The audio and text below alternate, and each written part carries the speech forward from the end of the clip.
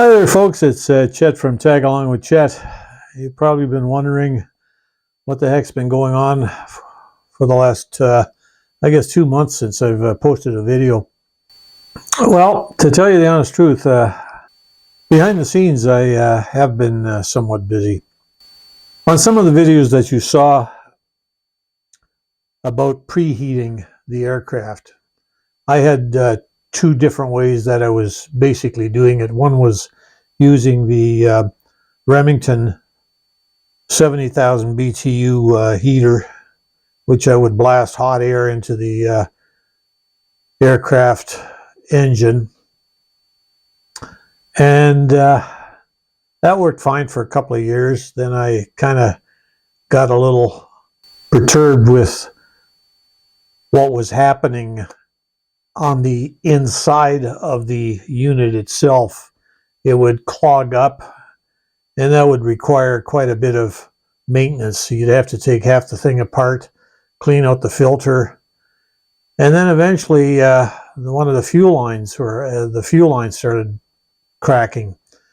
And of course, diesel fuel doesn't smell all that great. So anyway, I put that aside, and I ended up getting a propane-powered one, which was actually a good alternative. At least I thought so. And I was doing the same thing with it, and just blasting this hot air into the engine, as you'll see in some of these little clips that I've got. Well, I found out that if you put that propane heater a little bit too close to the aircraft engine, well, that particular heater, being propane, it was actually quite hot. Actually, it was quite a bit hotter than the diesel one. And I was finding that it would start melting some of the rubber. The propane heater was a pretty good alternative. But then I got one of these diesel heaters that were becoming quite popular. And I thought about this, and I bought one basically to heat the office, as you'll see in some of the clips I've got here as well. And it runs off a 12-volt battery, and I converted that. I said, the heck with the 12-volt battery, because you have to constantly keep that charged up as well. So I bought a transformer for it to give me 12 volts by using 110 I guess it's yeah. I converted it to a 12-volt system by just having a transformer hooked up to it, and that worked quite well. And then I put it on a little caster type setup, and I could disconnect it from the office quite easily. It just has a big 3-inch hose on it, and I'd unplug it out of there, and I take it to the airplane, and this is what I did with the airplane. So I'll show you how I hook up the diesel heater. And basically all I do is I just shove it underneath the aircraft, hook up the 3-inch hose that comes with it, and I stick that into a 4-inch hose, which goes into my underneath my cowling. Then I cover the cowling up with well, an old winter cover that I used to have when I had the aircraft. Well, when I had it outside, which wasn't very long, mind you, but I did have it outside where the hangar was being built. And I just leave it there for about 30 minutes. It works like a darn. And it gives a real nice, gentle heat throughout the whole cowling. And so I basically have an engine which is heated the same everywhere, instead of having it blasted in by using the propane heater or the other diesel heater that I had previous. So I kind of like this idea, and it worked out real well, because I did try it once. And it was relatively cool outside. I think it was below 0 centigrade. And it just heated it up, and it was just like starting it in the summer. There was no issue at all. So in that case, that's why I basically like this one. It might take a little bit longer. I'd leave it hooked up for about 30 minutes.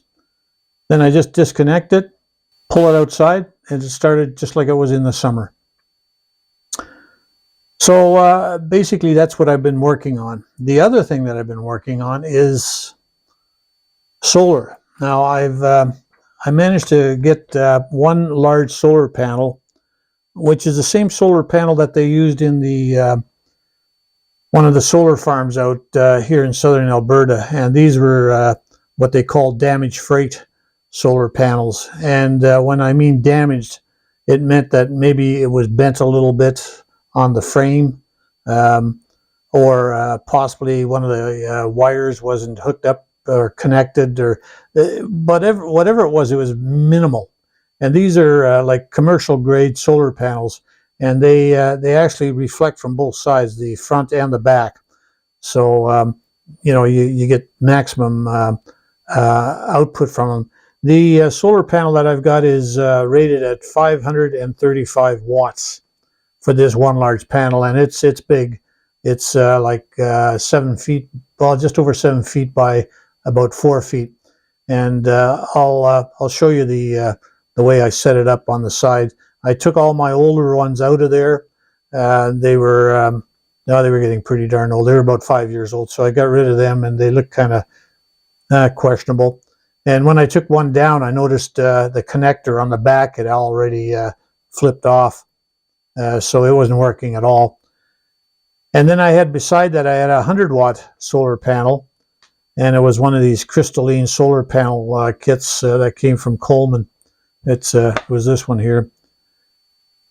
And it was I had that hooked up to my main power source.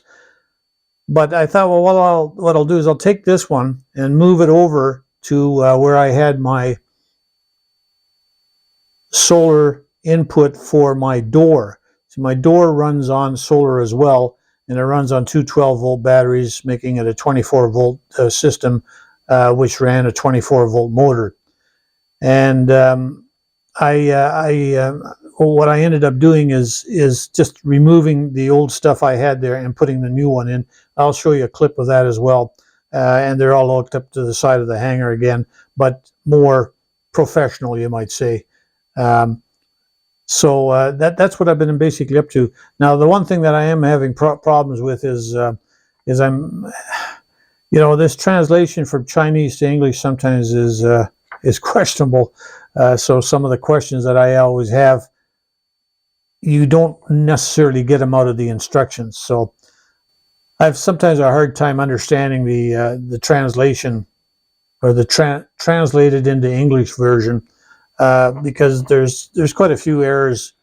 They'll have a word in here where it says on and off, and they'll have like off, and then below it it'll say no. So when in actual fact they mean on, and they a lot of spelling errors, but eventually you kind of get the hang of it. It's not bad really, but you just have to understand the fact that they're translating it from Chinese to English, which to me is quite a feat. But in any case, that's what I'm trying to figure out now, is this whole solar system, and what I've done wrong initially. Like when I initially put the solar system in, I had no idea what I was doing. I just hooked this wire up to that wire and bang, put it in the charge controller, and everything seemed to work. So I must have been doing something right. I just sort of used common sense. At least I thought it was common sense, and now I've done it professionally. Not professionally, but more professionally, with the help of someone that has more knowledge than I have about solar and the electrical aspect of it. And it's not working right. And the reason why it's not working correctly is probably because the charge controller isn't set correctly. The instructions are kind of printed on this. These are the instructions, like this. There, that's the instructions. They've got Chinese on one side and English on the other side, and then the whole instruction booklet opens up like that. So you can see it's pretty miniature. So what I end up doing is I end up going to the other people's vlogs, you might say, or YouTube videos, and I do some research, and I make them into 17-page books, something like this, and I just, so I can actually read them, and it's got all the instructions and everything on it. But this is pretty pathetic, actually. If you have to learn how to work these things, you know, it's almost impossible, the way I look at it anyway. So that's the problem I've got. Let's see, and if you look at these, you almost need a magnifying glass to read these, or well, you need, for especially for an old guy like me, I have to take my glasses off and hold it almost like within a foot of my nose. So I've got to do a lot more research on how these charge controllers work, because setting them is a little difficult. So I have to go out and kind of play around with this a little bit more, but it's like 20 below zero during the day now. That's centigrade, and it's kind of hard to work in that type of temperature, because I don't last too long in that temperature range. So we'll just wait till it gets up to more, say around 0 or 32 Fahrenheit, 0 centigrade, 32 Fahrenheit, and we'll see how that works out. And that's basically what I've been up to. It is winter after all, and yeah, there's a few days I could have went flying, but you know, I'd be doing something, and then I'd say, oh no, better get this problem fixed before it gets too darn cold, and that's what I'm up to now. So I'm just sitting in my office out here, babbling on about things that may or may not interest you, but we'll see how it goes. So when it does warm up a little bit, I'll head out back to the hangar and start working on some of the things that I've got listed down.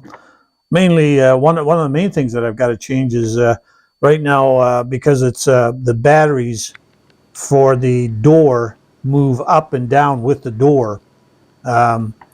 That's creating a bit of a problem, because the connection between the controller and the batteries shouldn't be more than about 3.5 feet, and and I probably have about 10 times that amount. So that has to be changed, and I've got a way of getting around that one as well. I've got it sort of all figured out here, and I'm going to change the controller on that door as well, because the one I've got on there, I don't quite understand how it's working, if it's working at all. And that's about it, folks. So anyway, I'll see if I can slap this video together, and we'll talk with you later.